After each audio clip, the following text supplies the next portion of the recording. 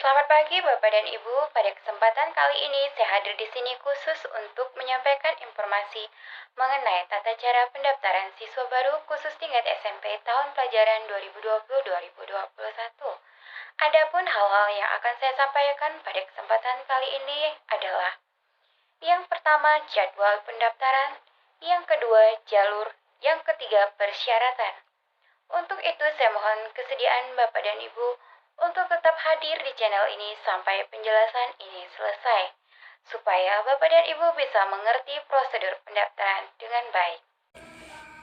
Baiklah Bapak dan Ibu, sekarang kita langsung masuk pada jadwal pelaksanaan PVDB.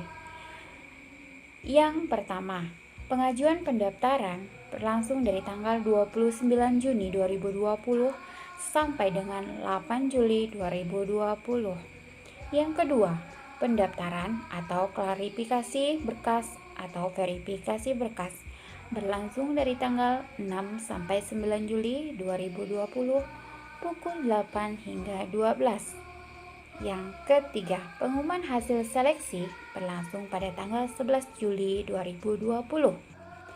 Yang keempat, daftar ulang berlangsung dari tanggal 13 sampai 14 Juli 2020 pukul 8 hingga pukul 12.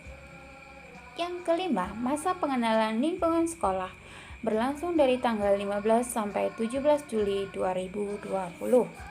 Demikian tadi jadwal pelaksanaan PPDB. Baiklah Bapak dan Ibu, sekarang kita langsung masuk kepada jalur PPDB dan syarat pendaftaran. Syarat pendaftaran, calon siswa wajib berusia paling tinggi 15 tahun pada tanggal 1 Juli 2020. Untuk siswa yang memilih jalur zonasi, persyaratannya sebagai berikut. Yang pertama, akte kelahiran. Yang kedua, kartu keluarga yang diterbitkan sebelum tahun 2020. Yang ketiga, ijazah atau surat keterangan lulus dari SD sederajat. Yang keempat, pas foto 3x4 sebanyak 2 lembar. Yang kelima, surat pernyataan tanggung jawab mutlak dari orang tua atau wali calon siswa. Untuk siswa yang memilih jalur afirmasi, persyaratannya sebagai berikut. 1. Akte kelahiran. 2. Kartu keluarga yang diterbitkan sebelum tahun 2020. Yang ketiga, ijazah atau surat keterangan lulus dari SD sederajat. Yang keempat, bukti keikutsertaan dalam program penanganan keluarga tidak mampu dari pemerintah pusat atau pemerintah Kota Pontianak, KKS, PKH, KIP, atau surat keterangan kelurahan yang menyatakan bahwa calon siswa tersebut berasal dari keluarga yang terdaftar dalam DTKS, Data Terpadu Kesejahteraan Sosial.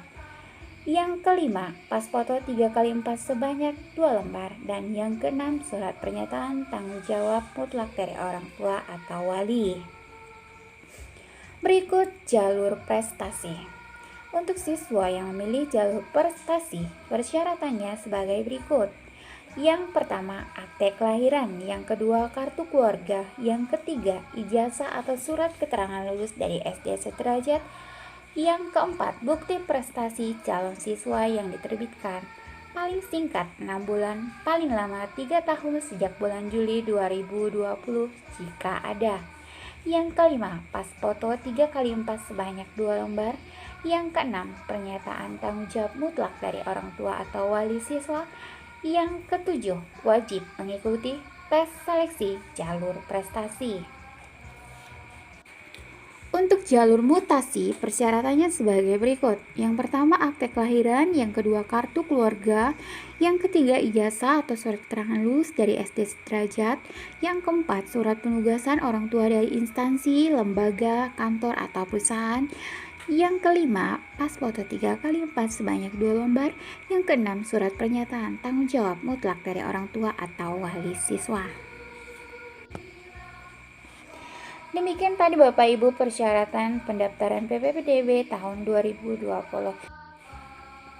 Bapak dan Ibu, sekarang kita langsung masuk kepada pembagian wilayah atau zonasi. Pembagian wilayah atau zonasi meliputi wilayah administrasi Kota Pontianak. Untuk wilayah Bapak dan Ibu, bisa Bapak Ibu perhatikan pada tabel di layar monitor. Dan sekarang saya langsung pada tata cara pengajuan pendaftaran. Adapun syarat untuk melakukan tata cara pengajuan pendaftaran adalah yang pertama, siapkan NISN, nomor induk siswa nasional dan berkas persyaratan asli yang sudah di-scan format gambar bukan PDF. Yang kedua, buka website https://pontianak.siap-ppdb.com. Yang ketiga, pilih jalur sesuai dengan yang Bapak Ibu inginkan. Yang ketiga, pilih menu daftar. Yang keempat, pilih loket sekolah tempat melakukan pendaftaran untuk klarifikasi atau verifikasi berkas. Yang kelima, pilih menu pendaftaran online. Yang keenam, isikan NISN dan lengkapi formulir yang tersedia. Yang ketujuh, lanjutkan dengan mengikuti panduan yang ada di aplikasi termasuk upload file berkas persyaratan. Yang kedelapan, cetak tanda bukti pengajuan pendaftaran dan tunggu undangan pendaftaran yang akan dikirimkan melalui WhatsApp.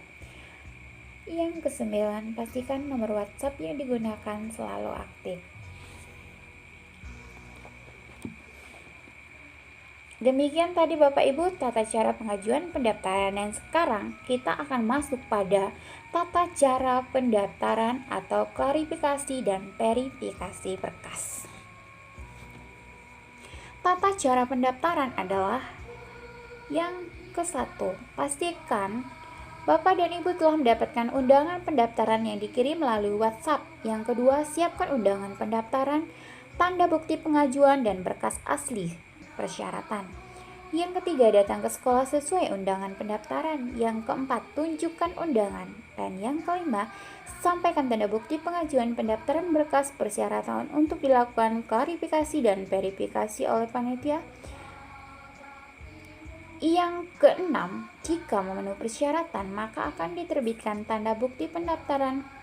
Yang ketujuh, bagi siswa yang memilih jalur prestasi akan diarahkan untuk mengikuti tes seleksi dan hasilnya akan diantar oleh panitia. Selanjutnya akan diterbitkan tanda bukti pendaftaran. Yang terakhir, tunggu pengumuman hasil seleksi pada tanggal 11 Juli 2020. Itu tadi merupakan proses tata cara pendaftaran. Kemudian yang terakhir, tata cara untuk pendaftaran jalur afirmasi. Jadi khusus untuk jalur afirmasi ini, pada saat pendaftaran, siswa langsung datang ke sekolah yang dituju atau yang dipilih dengan membawa berkas persyaratan. Oke Bapak Ibu, untuk informasi selengkapnya, jika Bapak dan Ibu kurang memahami apa yang saya sampaikan, dapat mengunjungi website yang tertera di bawah ini, https://pontianak.siap-ppdb.com. Baiklah Bapak dan Ibu, untuk melengkapi penjelasan saya mengenai tata cara pendaftaran siswa baru khusus tingkat SMP pada tahun 2020-2021, berikut saya lampirkan surat pernyataan tanggung jawab mutlak orang tua atau wali siswa. Di sini, di dalam surat pernyataan ini ada kolom-kolom yang harus diisi. Yang pertama, nama calon peserta didik adalah nama siswa yang mendaftar. Kemudian ada NISN. NISN ini adalah nomor induk siswa nasional. Kemudian berikutnya tempat tanggal lahir, agama, alamat. Alamat di sini harus sesuai dengan alamat yang tertera pada kartu keluarga. Kemudian di bawah pernyataan. Di bawah pernyataan harus ditulis tanggal sesuai hari pengajuan Bapak dan Ibu mengajukan pendaftaran. Di bawahnya ditempel materai, kemudian diberi tanda tangan. Di bawah tanda tangan diberi nama jelas orang tua yang melakukan pendaftaran. Demikian Bapak dan Ibu penjelasan saya untuk kali ini. Semoga semuanya bermanfaat untuk Bapak dan Ibu. Semoga juga anak Bapak dan Ibu bisa masuk ke sekolah pilihan dan terdekat dengan rumah. Terima kasih.